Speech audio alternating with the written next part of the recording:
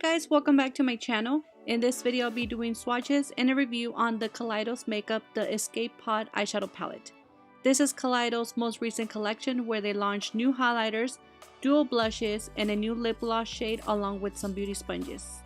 This is a 15 eyeshadow pan palette that retails for $42. It has a neon vibrant cool tone color story. The palette is cruelty free and vegan. The palette has a holographic cardboard packaging with a magnetic closure, and it also includes a good quality mirror. The packaging of this palette really does feel good quality and has a good weight to it. Out of the 15 eyeshadows, 9 are mattes and 6 are metallic shimmers. When I tested the eyeshadows, I started with the mattes. All of the 9 mattes were soft and pigmented. The one shade that swatched a bit patchy was Exoplanet. When I tested them with the blending brush, they all performed good without any issues once I used the base. For the swatches, I didn't use a base or a primer. For the metallics, all were creamy and pigmented, and they all swatched good without any issues. I did have some fallout and kick up with the mattes, and for the metallics, I did have some small specks of glitter of fallout.